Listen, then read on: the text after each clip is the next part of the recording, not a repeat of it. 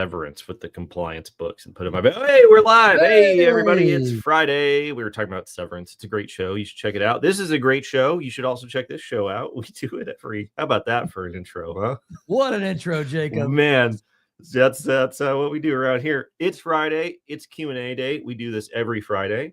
You can find us on YouTube, LinkedIn. You can find us at CUIHotline.org. There's a form you can fill out there. There's a number you can call. Leave your question as a message. We'll play it on the air.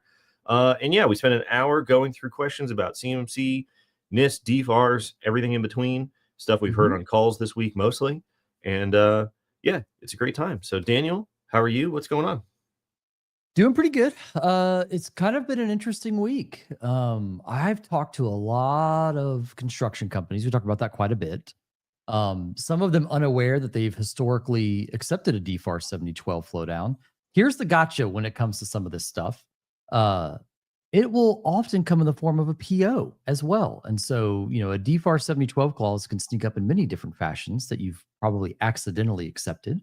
And because there's sometimes, you know, hundreds of FAR and DFARS clauses, you probably don't pay attention because none of, you know, 7012 is not neon lights on an actual contract page. So that was more of a recent one. But then if I zoom out just a little bit for the whole week, common theme I'm seeing, and this is for larger organizations that have a governance, risk, and compliance team, a GRC team, they are having a lot of problems talking to executive leadership because the intersection of a lot of information, right? There's CUI, there's FOCI for some of these companies, there's export control, there's classified, there's a really hard time, especially ignore the classify and FOCI for just a second, but some commercial organizations that maybe are just doing commercial defense work, right? But they are handling CUI and also maybe do commercial ITAR work, we'll say, and it's not COTS products.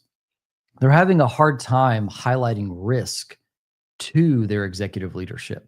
And so anybody on this live stream that actually is of an executive nature, a C-suite, a VP title, check in on your GRC team. Tell them what you need to see from them. That way they feel like they have the permission to disclose maybe some corporate risk that they're holding back because they don't know how it will be received. And so I've had several conversations where like, can you just come tell our C-suite that? Because if I tell them, I feel like I'm going to get in trouble basically. Or I don't know how to explain it to the degree, well, they're going to be able to understand it, right? GRC teams are great at getting into the weeds. They can look at the controls and the regulatory overview. But when you paint a broad stroke of general corporate risk related to GRC things or regulations, there seems to be a little bit of a disconnect there. So check on your GRC team if you're an executive, and GRC teams, don't be afraid to push that up the ladder. So, well, talking about miscommunications and misunderstandings between company leadership and the people who they delegate this type of work to, we got a housekeeping note for CS2. So CS2 is just 17 days away.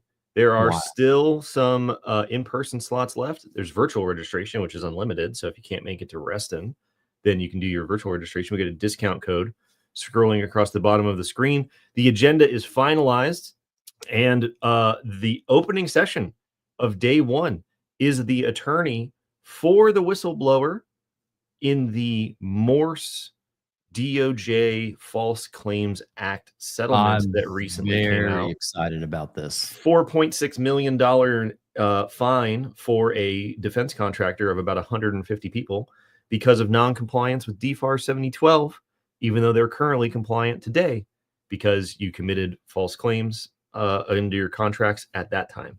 The whistleblower got paid $851,000 as the head of security, and they are still gainfully employed elsewhere these days.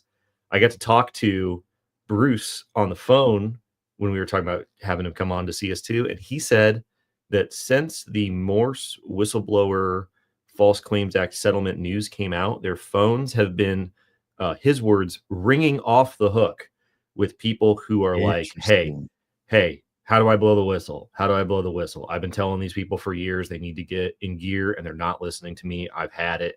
I'm over it.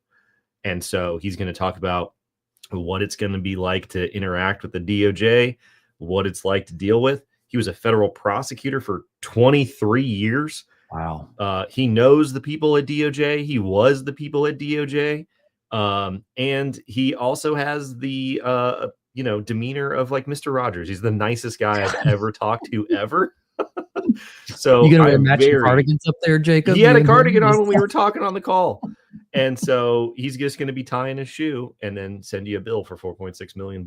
So if you are the CEO leadership of a company and you don't believe it, be sure to tune in. If you're the IT guy, if you're the head of security and you'd like to know more, then be sure to tune in. But yeah, this is the real situation here. Small defense contractor getting whacked for millions of bucks.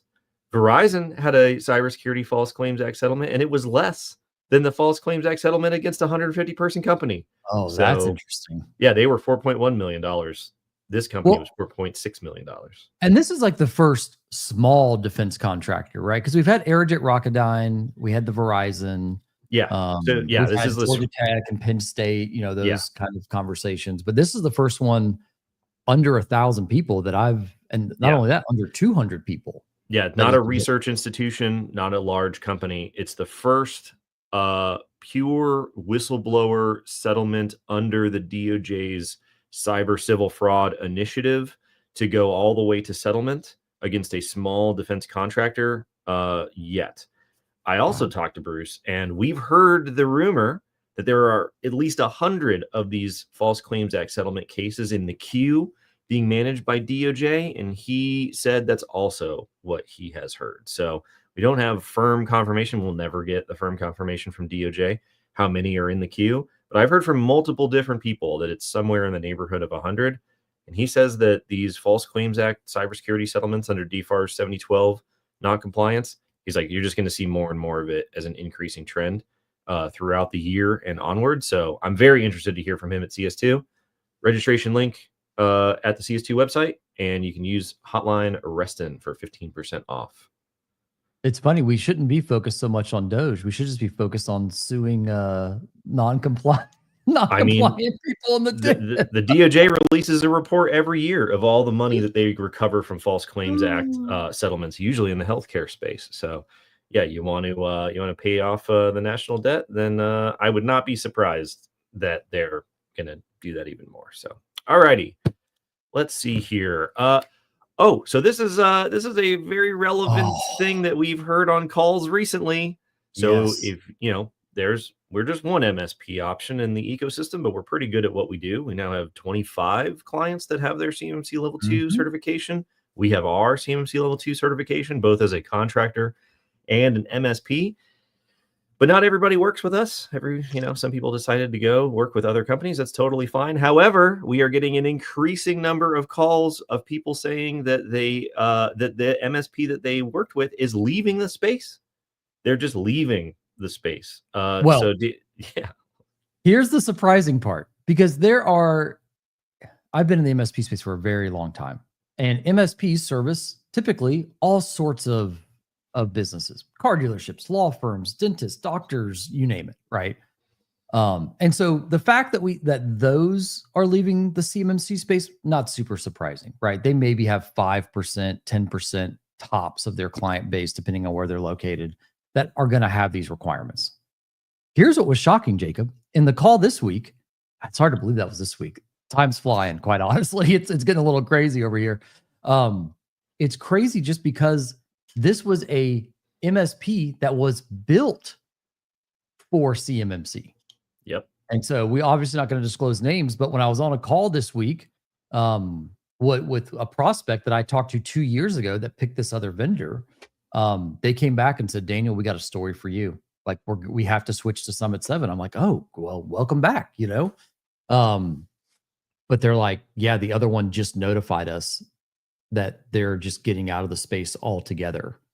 So I mean, what happens at that point? Because we've had projects with companies who either switched MSPs because they were getting a raw deal, or they switched MSPs because they were forced to, because they got left, holding the compliance bag, if you will. Like what happens? So basically what happens is, especially for people that own like their Microsoft Gov tenant, right? If you're not like a cloud hosted enclave in the sense of you don't own the actual subscriptions and licenses, If it's under your name, what we do is we go into the tenant, we re-baseline to make sure it actually is compliant, and then we onboard people into our managed services. Now that the problem is the delay that takes to do all that, the switching time, right? This company wanted to go through an assessment fairly soon.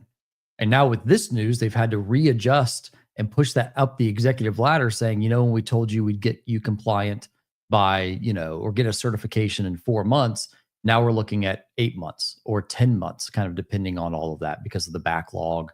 And, now they have to update the SRM because our SRM is going to be different than the SRM of their current MSP, different SOPs that now have to be approved. I mean, you start going through this list and you're like, oh, we kind of have to redo this whole thing to some extent, right? So we put all our eggs in this basket. And so one of the questions they asked us, they're like, are you guys going anywhere in the next 3 years? I was like, no. I was like, we just got certified. I was like, this is all we do. Like, trust us, we're not going anywhere. And so, yeah. Anyways, we can't hire people fast enough. I mean, really, we can't hire people fast enough. It's crazy. We've got 20, 30 job openings. So PSA to anyone on the live stream, come join our team. Just a little shout out there because we are hiring all sorts of different people across the spectrum, all different kinds of roles too. So check out the website because we're always hiring. Yep. Let's see here. Bruce said, yeah, interesting note about the Verizon False Claims Act settlement. Not only was it less than the Morse False Claims Act settlement for Verizon versus like a 150-person company, but Verizon self-disclosed that they had violated the terms of their contract. And the DOJ said, yeah, that's great and all, but we're still coming after you, right? DOJ is a separate entity with their own, rules about what they can engage in and not. So, this is not like a, happy-go-lucky kind of like, oh shucks, we goofed up kind of a thing. It's a real deal. So, let's see. Bruce is trying to put the link in there in chat for the analysis of Verizon's self-disclosure. So yeah, if you guys haven't read that story, you definitely should. It's very, very interesting. So, all righty. Okay, I keep getting messages about this. It's about that time of year. People say I was messaging you. I was like, Jacob, where is this thing? Of course, yeah, of course. So people say I haven't heard anything about the 48 CFR CMMC rule. Is it delayed? No, it is not delayed. So the 48 CFR CMMC rule was published as a proposed rule in August. And I went back and did the numbers updated for rulemaking to include 2024, so 2009 to 2024. And it is still an average of 280 business days from the time a proposed DoD proposed rule is published until the time a final rule is published. And so from the time the 48 CFR rule was published in August, 280 business days later is October, right? So the average timeline for when we would expect the 48 rule wouldn't be until October, right? That would be the average. We expect that it will be faster than average because of the big brother to the 48 CFR CMMC rule, the 32 CFR CMMC rule, which went into effect in December of 2024, beat that average by 30%, right? It went way, way faster. And so if you take that period of time from when the 48 CFR rule was published, then it would happen in June. Now, obviously, these are ranges of time. We don't know the specific day or even the specific month because rulemaking is rulemaking and stuff slides and whatever, which is why we've been saying summer of 2025 is generally our confident estimate for when the rule would show up. It's April as of the time of this conversation. If the 48 CFR rule came out in March or April, it would probably be one of the fastest rules that the DoD had ever published ever. And that's just not a realistic expectation, especially when administrations are changing and just all the churn and whatever, right? So it is not behind schedule. It is not behind schedule, even if we don't see it until September, right? It's not behind schedule until October. Even then, it's hard to say if it's behind schedule because we're talking about averages here. Definitely sometime this year, probably sometime in the summer, there's reason to believe. And that's just when it starts showing up in contracts. And honestly, if it took until October, I don't even know how many companies would have their CMMC level 2 cert by then because we got 25 of them already. Seems like we get a couple clients a week that say we're going through our assessment. We're about to finish up our assessment. So there could be hundreds of CMMC level 2 certified companies by the time it actually shows up. And as we've seen, primes are already telling people like, hey, where's that cert at?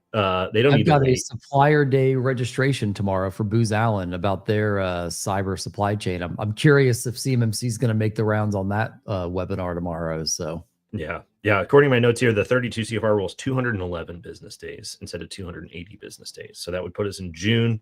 So if you want the like big wide ballpark to take back to your company leadership to say, hey, this is when we're expecting it, I would tell them June to October, late spring to fall timeframe, depending on how you want to describe that, is the sort of confidence window. But as we've seen, you could easily have stuff stretch into November, December. We just don't know. They're still adjudicating stuff. As of right now, it is not delayed. It is not behind. Not hearing anything about rules is the way that the system is supposed to work. The only time you're supposed to hear about them is when they're published in the Federal Register for everybody to consume. You're really not supposed to hear bits and pieces about how the rules are working at conferences and webinars and all of these sorts of things. We got away with that for years because the DoD was very loose with the details, and it actually helped people keep up with what was going on. But technically, the only time you're going to hear from it is when it's published as proposed, when it's published as final. And that's it. So nope, not behind schedule at all. All righty. Oh, this is interesting. So somebody said, how will DoD be able to put CMMC in all contracts by October? And it actually took me a second to realize what they were talking about. So under CMMC 1.0, the rule that came out in 2020, the version of the phased rollout at that time said, we are going to individually by hand insert CMMC level requirements into contracts over a phased rollout up until October of 2025, at which point CMMC will go in all contracts. October of 2025 is no longer the deadline for putting CMMC in all contracts because that was the 2020 rule that's being replaced by this upcoming 48 CFR rule that's coming out later this year. So ironically, we could see that rule in October, but the 48 CFR rule will start the new version of their phased rollout, right? Phase 1, phase 2, phase 3, phase 4. So technically the DoD would not have CMMC level requirements in all contracts until 4 years after we get the rule. October of 2025 is not any sort of deadline or anything like that. If you currently, that makes so much sense because people on my calls are saying, I've got to get compliant by October. I'm like, who gave you that? Yeah. Like, who is saying October? Now, don't get me wrong. If you haven't complied with DFARS 7012, you should definitely be compliant by October because you were supposed to be compliant by December 2017. But October, October 2025 is not the deadline. What I think might be happening is people are reading DFARS 252, 204, 7021, the text of the clause that was created in 2020, because that's still on, that's still the version you see online because it hasn't been revised by the final rule that revises the text of that clause. So it still says October 2025, blah, blah, blah. And it'll be replaced and updated once that final rule comes out. So October's not a deadline. October is a good deadline if you're not currently compliant, but it's not any kind of deadline for the DoD. I'm curious. I'm chat GPTing this right now just to figure out if this is where this is coming from, if it's still pulling Now what we've heard is we've heard and seen some presentations from the large prime contractors, the Raytheons, Lockheeds, Northrops of the world, and their internal presentations say they are targeting Q4 of 2025. So there's a lot of reasons why it could be October. But yeah, there you go. If you're thinking that DoD is going to put CMMC in all contracts by October of 2025, that is not correct. No. If you think that you might see CMMC in your contract by October of 2025, that is correct. Well, and here's the question, because the follow-up to that always is, well, then what contracts are we going to see it in later this year? It's like, nobody knows. You don't know. It's like it's playing Russian roulette with your BD team. That's right. That's right. All righty. Let's see here. So someone was talking about this on a call. They said, what questions should I ask when vetting an MSP? So they're a defense contractor. They have about 100 employees, cloud and on-prem, typical, Yep. profile here. So I'm not sure if we have CUI, but our customer says we need CMMC. We hear this. I mean, you hear this multiple times a day. I hear this multiple times a week. What are the questions they're supposed to ask, including to ask us, right? I mean, yeah. So it's kind of funny. I've been playing around with marketing to we just need a landing page that says a CMMC RFP template. It's like, these are the questions. This is the scope that you need to talk about. Because we go through this process a lot, right? People ask us, I don't know, am I not asking you any questions that I should be asking you, right? Because it's a newer thing to them. So I'm going to rapid fire this, okay? Number one, MSP, do you have any other clients that are in the defense industrial base? That's just a good general question to gauge their exposure. Number two, do you have any that you've assisted through DBCAC or CMMC certifications? Or assessments. That's another really good one, okay? Then we're going to follow into the next level. The next level of this would be, are all of your people U.S. persons? Okay, that's if you have export control data. Okay, are all the tools that you use, are their support teams, the ones that have the ability to access unencrypted technical data, are they U.S. persons? Okay, that's another good check, because a lot of MSPs, especially smaller ones, they use third-party services to do the 24/7 monitoring that are in Eastern Europe or India or other countries outside of the US, okay? Now, let's add a follow-up question. Are all the cloud tools that you're providing me as a client, are all of those FedRAMP the ones that are going to process, store, transmit CUI? Another really good question.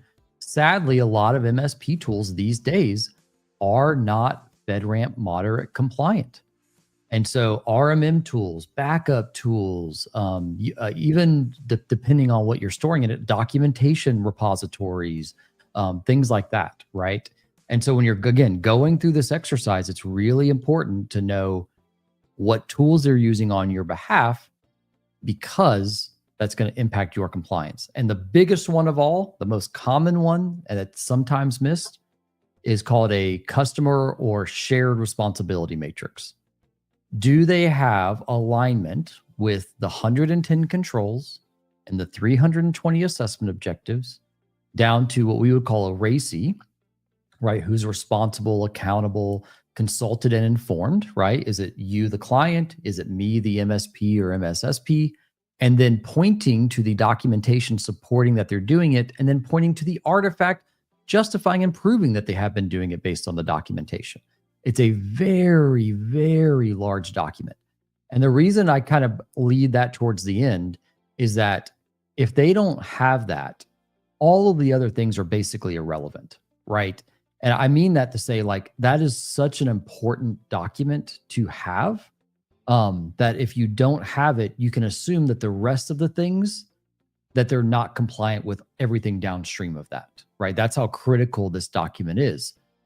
Summit 7, we just released our latest shared responsibility matrix, which I'll show here on the screen to give you guys an idea of kind of what this looks like. Because again, we still to this day have people that are like, I don't know what that is. Or MSPs come to us and like, can you send us a copy of yours?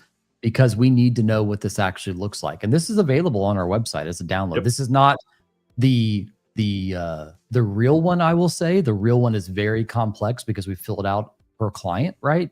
But this is kind of the marketing-ified version of things that we cover through different services. Summary version. But right. Like we said, we've had 25 clients go through using this exact the detailed version of this document. So it's real. It is real. It's very much real. We actually used a share responsibility matrix for the corporate Summit 7 certification. So we leveraged our own MSP, just like a client would, just to prove that the process worked for our certification. But this is what you're looking at. It's the 110 controls broken down the assessment objectives. This is the high-level service offering. The more detail would actually call out who's doing it, what documentation supports that they're doing it, and pointing to the artifacts that can prove through an examination that actually is true. Yep. And it's also why you should be suspicious anytime somebody tells you that they have a solution for you that will cover 100% of everything that has to be done, because that is not possible. So it is not possible. Definitely comparing, definitely compare and contrast. I can't go a live stream without saying this, Jacob, because I did a webinar yesterday with a C3PAO, a partner of ours, A-Line, great company, and it got brought up yesterday. Just because I can't avoid this, the application you're using is on a FedRAMP moderate cloud provider like Azure or AWS, does not mean their application is also FedRAMP. So to Jacob's point, good marketing does not forgive that sin of non-compliance. Yep. So please not only vet your cloud tools, but make sure that you're vetting your MSP's cloud tools for things that are having CUI in them. So sorry, that's a soapbox, because people are led astray every day of the week, and it's very frustrating that the industry on the sales side would even trying to be able to position themselves like that, knowing that people will fail their assessments. Yeah, the CCSK free certification should be taught in every high school around America as a condition of graduating, so that people understand that hosting your application in a cloud environment does not mean that your application is good to go. Right. And by the way, FedRAMP 20XX doesn't negate this. Nope. So even the revision of the FedRAMP program that everyone's very cautiously optimistic about, it's not going to change what we just said here, right? The app itself still has to be FedRAMP. So yeah, absolutely. Alrighty. Can I get a waiver for CMMC level 2? No, you cannot. And I'll tell you exactly why, as we've said many times. Why can't I? I want it. Yeah, sorry. DoD policy for CMMC waivers is that CMMC waivers are for contracts, not contractors, which means that before a solicitation goes out to the street, that's when they decide whether there will be a waiver for CMMC requirements. Once the solicitation comes out with CMMC requirements, there are no waivers. That's how the policy works.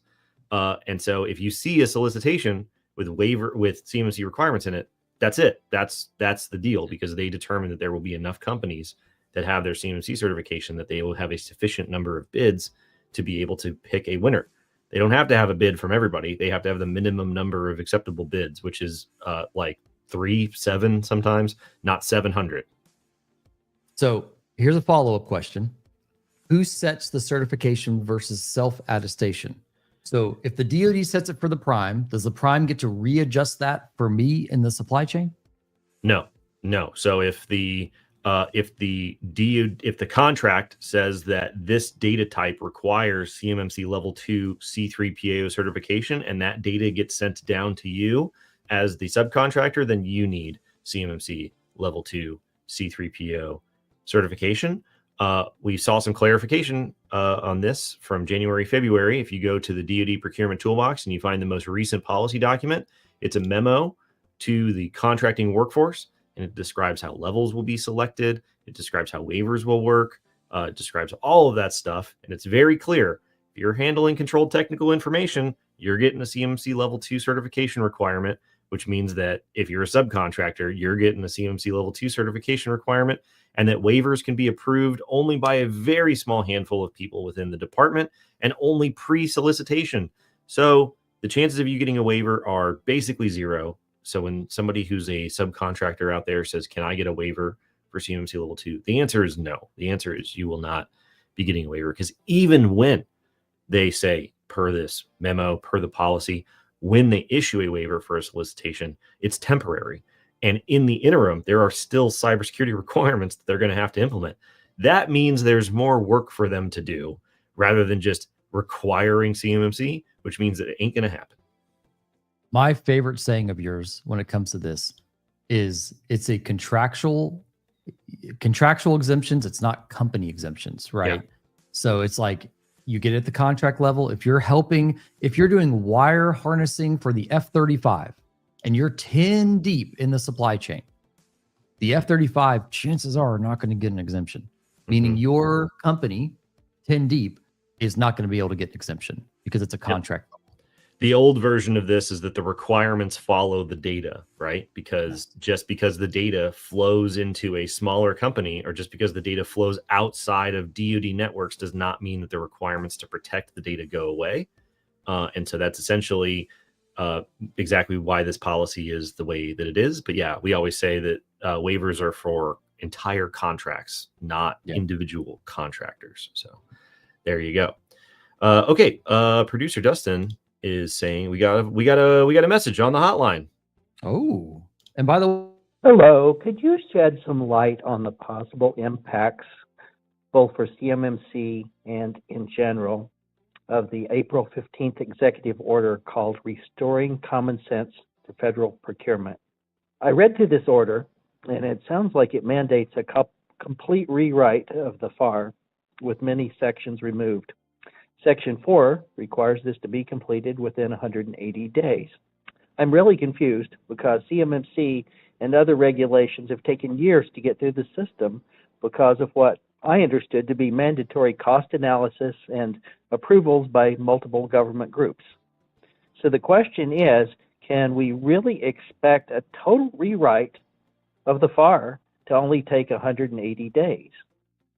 And can we assume that the 32 CFR could be completely rewritten over the next 6 months, and that perhaps 48 CFR may or may not be even implemented as we expect? I'm quite confused. Okay. Not only is he quite confused, a lot of us are quite confused when it comes to some of this stuff. The timeline seems impossible. So executive order that came out, everybody should read it. It seems like there's multiple executive orders every day these days. Gotta catch them all. Gotta catch them all. So to the question, is it realistic to expect the entire FAR to get rewritten in 180 days? No, I highly doubt it. They always say within 90 days, 180 days, you're going to do blah, blah, blah, and nothing ever happens that quickly. I don't care who's in charge of the government. You can't take 40 years of red tape and then completely overhaul it in 6 months. It just ain't going to happen. Now, will they attempt to do it? Probably, but I don't think 6 months is realistic. Regarding 32 CFR CMMC, 32 CFR CMMC is not an acquisition regulation, right? Title 48 of the CFR is the FAR. And then all of the agency supplements are subchapters underneath Title 48. So this executive order has nothing to do with the CMMC program itself. The other thing being the 48 CFR CMMC rule is an acquisition regulation because it creates and revises DFARS contract clause language, which contract clauses are regulations. However, there are carve-outs in this executive order that talk about rules pertinent to national security. And if you know your history about CMMC rulemaking, you will know that there is no clearer case of a national security-based acquisition regulation than DFARS 7012, 48 CFR CMMC, and the entire suite of contract clauses that we're actually going through currently on the YouTube channel each week in our Return to Basics series about this DFARS suite of cyber clauses. So will this, like the FedRAMP 20X program, completely overhaul an existing federal program? Maybe. But, we've been saying a lot of things over the last few months about revolutionizing the government and completely overhauling the way things are going. And there's been a lot of things that have been said and promised that have not really played out, is what I'll say. So it's interesting to pay attention to. But as far as the impacts to the CMMC ecosystem go, again, it is adjacent, but not directly related for a lot of those reasons. All righty, let's see here. Okay, we got a link to it. Yeah, everybody should read it. It's definitely very interesting. But go back to Section 4 of that executive order, necessary to support simplicity, usability, strengthen the efficiency of procurement system, or protect economic or national security interests, which Congress kind of told DoD to go do this, right? So it's like Congress is like, you need to do this. That's the other detail in the executive order. They basically say if there's any acquisition regulations that are not based in statute, get rid of them, right? Well, the CMMC program is based in statute, specifically Section 1648 of the FY20 NDAA from the Armed Services Committees themselves.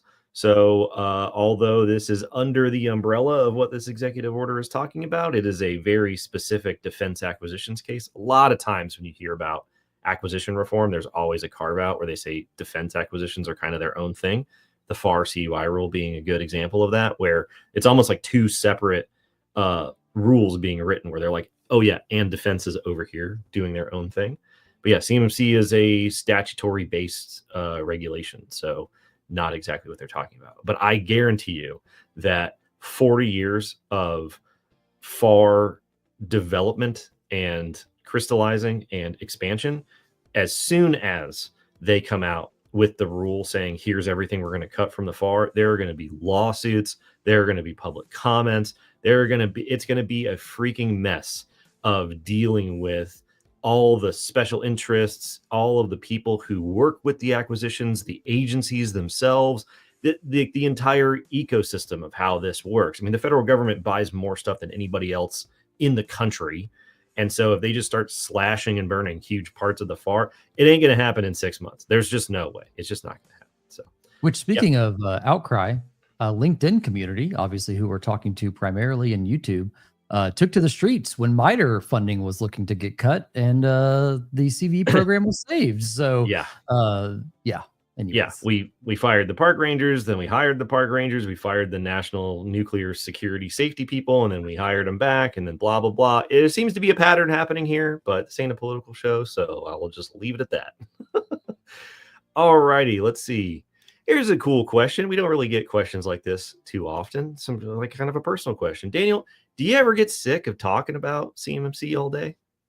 I was on a meeting yesterday, and the end of the meeting was, this is the best worst news I've ever gotten, right at the end of the meeting. And I was like, I actually wake up every morning wondering, who can I make cry today? And it's just funny because it's like, we talk about this all the time. The reason that I love it, so back in my early 20s, I was able to teach at a community college, and this was during a recession and people were trying to find better jobs. And I had a hairstylist that was in my class. I was teaching her Network Plus. I was trying to get her certified for Network Plus. And I remember the minute that she understood subnetting and subnetted something on the whiteboard for me. And from that point on, I was like, I love being a teacher. I love teaching and training people. So CMMC just happens to be the thing that we teach and train about a lot, whether it's through Jacob and Jason's podcast or conversations that I have with people on a daily basis. I actually love doing it just because I love the art of educating. Making complex things simple is something that I just love doing. And Scott Edwards, our CEO, has a background in technical training as well. He's always kind of led the marketing team down an educational stance. And it seemed to have gone very well, right? So long story short, I don't get tired of it. I get tired of people trying to circumvent the system and try and find loopholes to not protect sensitive information from the DoD that would impact national security. Those people, quite honestly, piss me off a good bit. But for the people that are genuine about wanting to learn and do the right thing, I will not get tired of being able to speak and educate with them. So yeah, I love the sense making part of it because there's not a lot of it's a very unique thing that we do because like on this show, on the podcast, any day on LinkedIn, you could be having a conversation about the biggest, broadest national cybersecurity policy or lack thereof. And then the next second, you could be talking about technical implementation details and everything in between.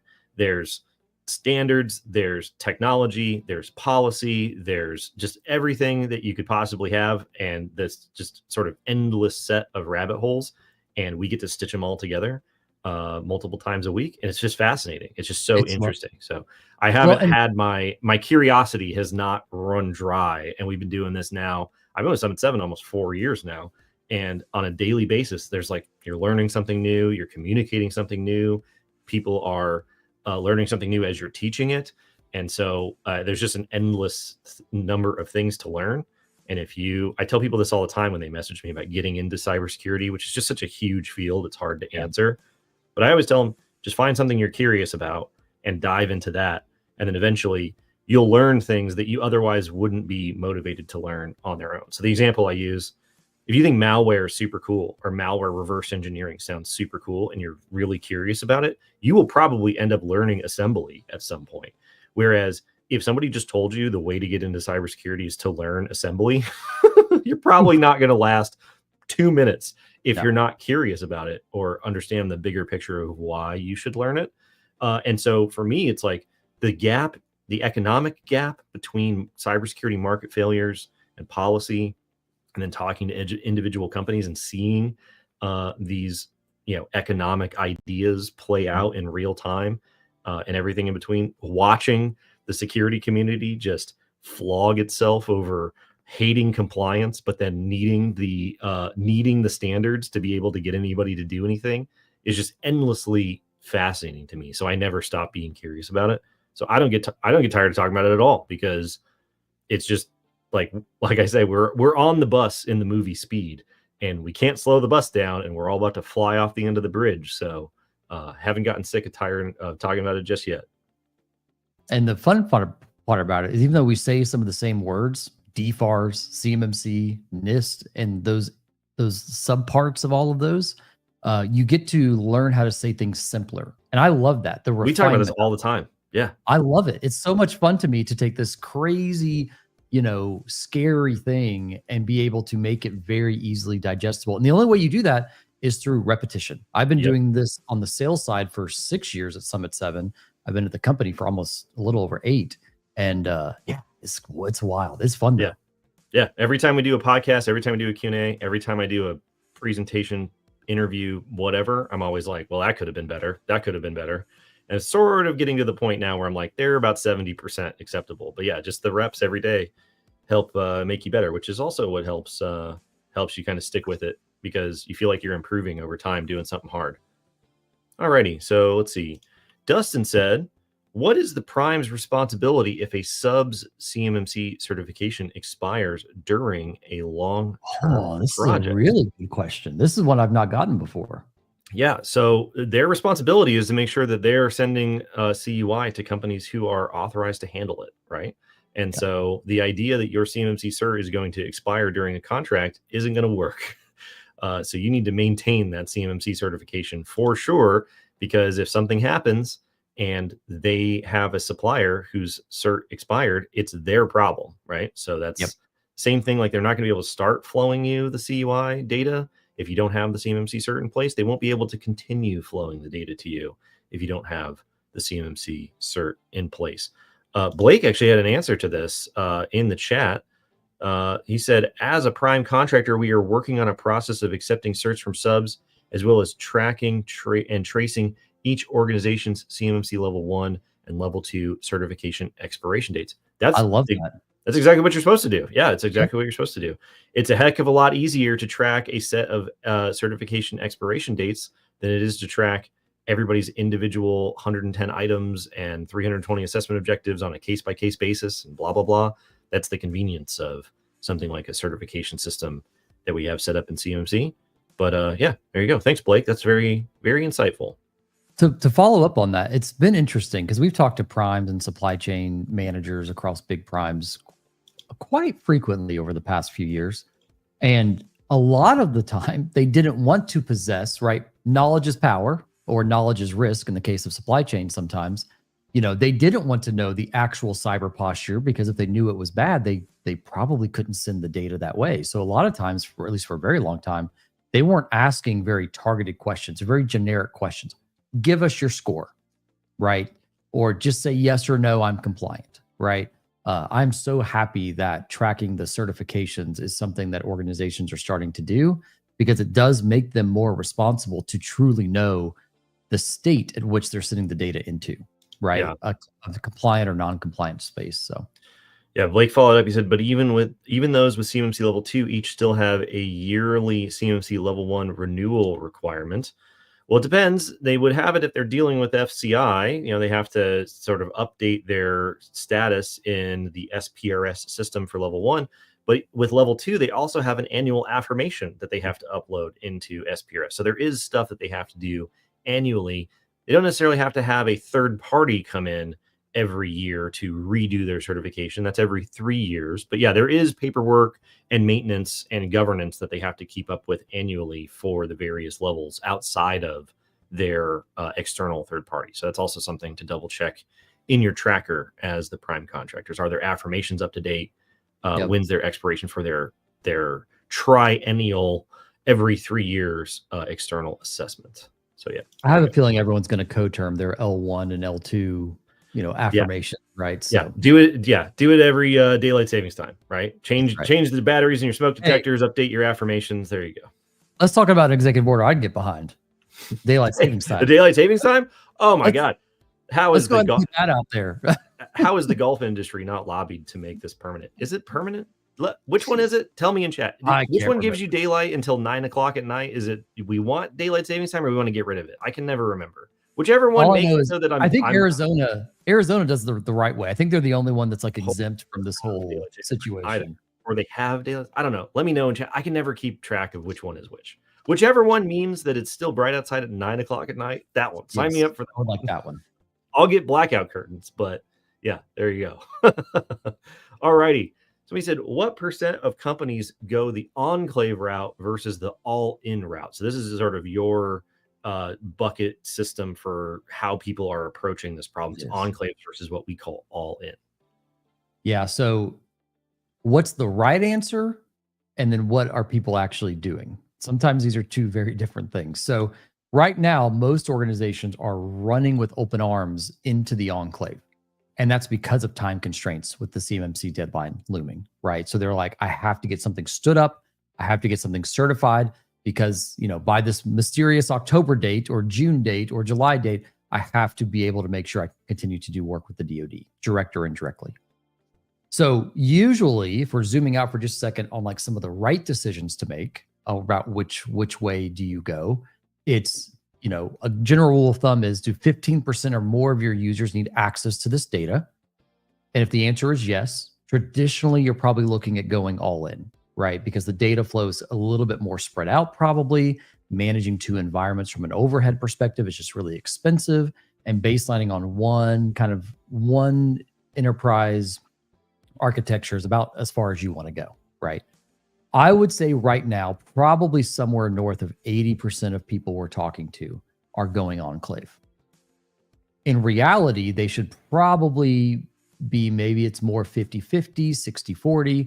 And long-term, they'll end up going all in, right? So they'll start with an enclave with the intention to get recertified, sometimes even before their 3 years, because they've extended their boundary for the need to meet the contract requirement, right? Oh, crap, I've got to go on-prem and connect to this site, or I've got to print now and I didn't build that into my initial design, right? Or so forth and so on. So a lot of people, I would say somewhere probably north of 80% are going enclave right now, but I would say more than half of those will end up all in within the next 12 to 24 months, just because of the needs that they'll have come time of the actual contract award. They'll have to get recertified with the new boundary. Gotcha. All righty. Are level 1 and level 2 self-assessment results required to be uploaded to CMMC EMAS? No, you don't have access to CMMC Nope. EMAS. Only the C3PAO third-party assessment results get uploaded to CMMC EMAS, and the results of DoD's DIBCAC auditors running CMMC level 3 assessments go to CMMC EMAS. Your level 1 and level 2 self-assessments, your annual affirmations, and all of that other stuff get uploaded to SPRS, the Supplier Performance Risk System. If you haven't checked that out recently, you definitely should. There's new training up there. They've revamped the dashboard once you log in. You got to get your PIE account and all that stuff set up. Hopefully you've done that already, because you currently have DFARS 7019 and 7020 obligations that require you to upload a score into that system. Be sure that you upload an accurate score and not an overly inflated incorrect score. Otherwise, you might get a visit from the DOJ and Bruce Judge, who's our first speaker up at CS2 Reston. That's exactly what just happened to a small defense contractor. They uploaded like a 104. About 12 months later, they had an external consultant come in and say, you actually have like a negative 180 or something like that. And they never updated it. And then one thing leads to another. And 2 years later, they're writing a check for $4.6 million. So yeah, you don't have access to EMAS. You do have access to SPRS. If you don't know what SPRS is, please send us a message. Well, and I'm going to give some advice, because I mentioned that this week to somebody. I said, if you're an IT person and you're the one submitting the SPRS score, don't do that. Make sure it's a senior official in your organization doing it. Don't put yourself in that situation, especially if you know it's going to be inaccurate. If you're being told by a C-suite to put a 110 in there, you make them put a 110 in there, right? If you know it's not accurate. So there's a lot of risk associated with that. You do not want your name on that account if you're misrepresenting the organization's cyber posture. This is exactly why the annual affirmation has to come from a senior company official in the language of the policy. And this is exactly what happened in the Aerojet Rocketdyne issue with Brian Marcus, who was their head of GRC compliance IT security. They said, put in a perfect score. And he said no. And then like 2 weeks later, he got fired. He sued them for wrongful termination. And then during discovery, they were like, what are they telling the government in terms of what's going on? And it was like $9 million in fines or something like that. Same thing with the Morse settlement. The head of security was like, whoa, what we did? What score did we upload here? That is not correct at all. It was like pulling teeth, trying to get him to correct it. They wouldn't correct it. So he's like, I'm not getting hung out to dry for this. And so great example we talk about in business school all the time. If anybody remembers Betty Vinson from the MCI WorldCom scandal back in the day, she was like an accountant at it was either MCI or WorldCom, and the CFO and the head of finance told her to put in incorrect accounting entries, and she went to prison, even though the executives of the company were like, do this or you're fired. So yeah, don't do that. Don't do that. Okay, Dustin, let's see here. Dustin's got an interesting question. Yeah. He said, I've had oh, yeah, here you go. No, you go. Okay, I'll go. No, you go. I've had vendors, not Summit 7, approach you with an enclave that can house CUI to give trades access to CUI that does not require the trade to be CMMC certified. Is that legit? Okay, I think I know what we're talking about. We've got a virtual desktop enclave, right? I'm going to give my electrician, if I'm a construction company, access to this enclave where the CUI data is. And because it's all in a controlled enclave, that electrician doesn't have to be CMMC certified. I think that's the logic here in this question. The answer is they still have to be CMMC certified. However, they get to inherit a lot of the technical controls of the enclave. So when we're talking about this, you can't just provide them access and call it a day, right? 3.1.1 means you have to define who's authorized to access the data. Well, they have to meet that requirement because they have to define who in their org is authorized to actually view it, right? The cloud enclave can't dictate who should actually see this. So there are certain requirements that regardless of the technical stack, they still have to abide by, right? And so they would still have to go through a CMMC certification. Jacob, what's your take on it?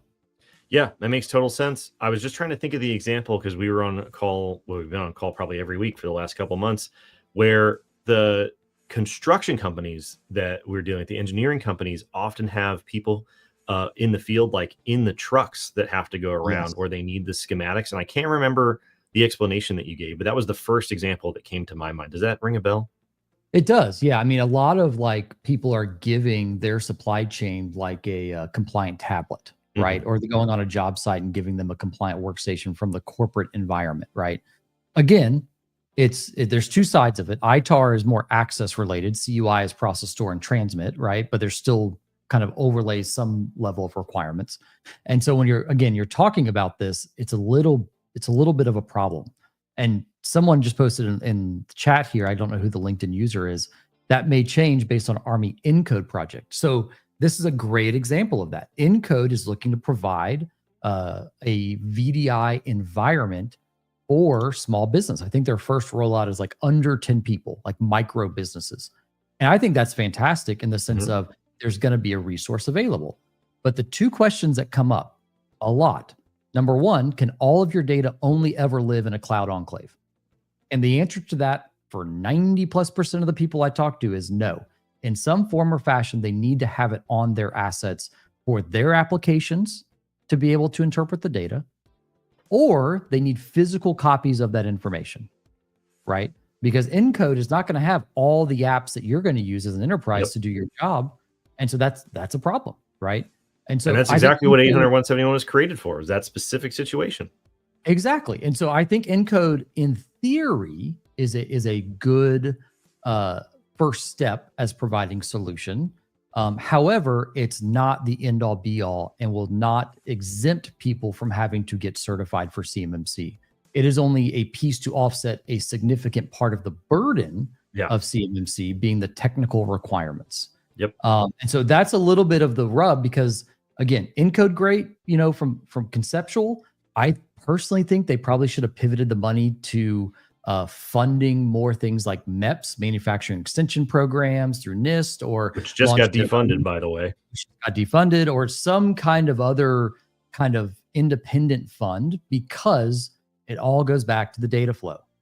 The data flow for most organizations can't only ever live in Encode. It just can't. Or in a cloud enclave. It just a lot of times call it whatever you want to. Is like we hear this all the time where we're going to provide government furnished cloud enclaves, and you're like, can your data flows exist entirely? Can your company go through a cloud transformation? Maybe it can, but for a lot of people it can't. Right. So anyways, I say all to say, no, there is still some level of burden on contractors if they're using a cloud enclave. And chances are it's probably more than they think it is. Because here's what's going to happen with Encode. I'm sorry, I'm on the soapbox. I can't stop myself. No. People in Encode, if they're given an email address in this VDI environment, which I'm not sure if they will, chances are just be forwarding the information that they need out of Encode into their corporate email to do the work on the systems that have the applications. I can see it already, which is just sidestepping the whole thing altogether. So anyways, thank you for coming to my TED Talk today.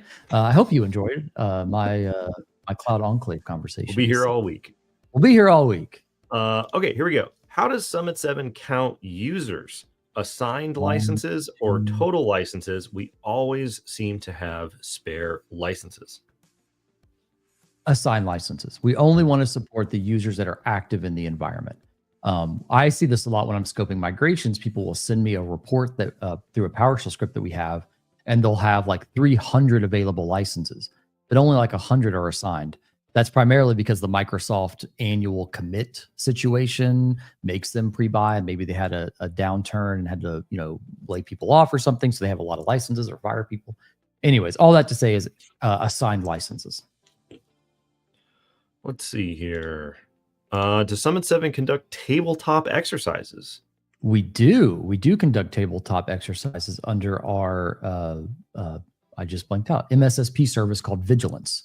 We do one of the most popular, growing in popularity by the week, it seems, are the tabletop exercises that we conduct. So yeah, if you, Brad Shannon, I believe, is in chat. If you guys see him on LinkedIn, hit him up. He is the man, the myth, the legend behind that whole thing. So yeah, I was just talking to him yesterday about tabletop exercises. People are eating it up. They love it. We got a note from Stacy here. Hello, Stacy. Okay, the large cloud providers are working with partners to find solutions to help, but you are so right. The company has requirements. Some have looked at continuous monitoring, any capability that downloads information out of the environment. Oh, I like that, because it's going to have people are people. You have to put some kind of monitoring or barrier to make sure they're not, acting. Listen, I can get a tracking number for my dog poop bags I order off Amazon. We can get a tracking number for when you download DoD's controlled information. You know what I mean? We should definitely do that for sure. So yeah, thanks for the clarification, Stacy. Good to see you. Great headshot, by the way. Let's see. Hey, there's Brad. Yeah, Brad says, what's up? If anybody has questions about Summit 7 tabletop exercises or Vigilance, definitely talk to Brad. Got to jump to a meeting. Yeah, I bet. Every time I get to bump into Stacy, she's like, I gotta go to a meeting. I would like to know, what do you think in chat? What do you think the over under on Stacy's weekly number of meetings is? It's got to be a lot. God bless you, Stacy. I'll bet it's a bunch. Good work. I'll bet it's a bunch. All righty, let's see here. Wrapping up. Does Summit 7 need to come on site to do the work that Summit 7 does? No. Nope. That's pretty easy. So will we need hands on certain things, like if we're deploying a network, or will we make special trips for projects to do like on-prem work? Sure. But time after time, because a lot of it's cloud and enrolling devices, and we have great compliant tools that can remote in, we're covered to do it remotely, my friends. Yeah. Well, Stacy, I don't know if you're still around. If you can give us an answer, or just sort of some emojis in the chat to maybe give us an answer to this question. How to handle our CEO who says there's no way the DoD will cripple the supply chain with CMMC. I can't get them to comply with 7012. I know what we tell everybody. Like, Daniel, what's your first reaction whenever you hear this question? I said this on a call 2 hours ago. This is fresh. I said the DoD would rather have a smaller supply chain knowing the data is protected and not going to be leveraged against us by foreign adversaries than have a large supply chain with vulnerable information. Yep. I was like, period. I was like, they tried to be nice. They tried to let you self-regulate this to some extent with DFARS 7012. They contractually thought you were going to do the right thing with the report that came out from MITRE in the late 19, I think. And it showed that people didn't even have MFA turned on. Congress is like, DOD, you got to do something about this. The DOD is like, okay, we're going to do something about this because we want to protect our own national security, right? Protect the warfighter. We call it protecting the American dream. And so here we are with CMMC. Because the supply chain didn't self-govern, guess what had to happen? The DoD had to step in with actual regulation to double down on the requirements of certification. So the DoD, I'm going to speak on behalf of Stacy. I hope I'm correct, Stacy. If not, if you're still here, please put in chat. The DoD understands there's going to be a shrinking of the supply chain. They don't want to stifle innovation, but you can't have this type of sensitive data exfiltrated out of our supply chain into foreign adversaries' hands. Period. Yeah. You just You know what can't do it. stifles innovation? Whenever we give the innovation away. Yes. That's exactly. a really great way. Or maybe that's the catalyst for innovation, which is sort of not the kind of catalyst for innovation that we're talking about. Fun fact, quick history lesson. We're already over an hour, but in case you guys are interested, this is a presentation on DFARS 7012 from June of 2017. So this would have been before the December deadline. And they said, will the DoD certify that a contractor is compliant with security requirements? No. We're going to rely on self-attestation, and it didn't work. It didn't work. That's the entire reason why CMMC exists as a program. I find that a lot of the companies who say there's no way they would cripple the supply chain are themselves not always sole source suppliers or anything like that. So they're not necessarily in a negotiating position. It's a big assumption, especially since, as we talked about, by the time we get to Q4, end of this year, there's going to be hundreds of companies that have their CMMC certification. The primes are saying that they're going to be doing everything by Q4. So people are doing a lot of grasping at straws in terms of the impact that CMMC will have without taking the bigger context into consideration, which is pretty normal around these parts. So There you go. All righty, everybody. That's an hour. We do this every Friday. If you find this stream after it's over, you can leave a comment in chat. You can leave it over on YouTube. You can find us at CUIHotline.org through various methods. You can always send us a DM on LinkedIn. If you'd like us to include your question, we'll queue it up for next week. We do a podcast every Thursday. Daniel's got a podcast that comes out. We got some other cool stuff coming out on the channel. We just passed 40,000 subscribers. We just passed 100 episodes of the Summit Up podcast. CS2 Reston is coming up in like 2 weeks. Use the discount code below, and we'll see you next week. See you next week, guys.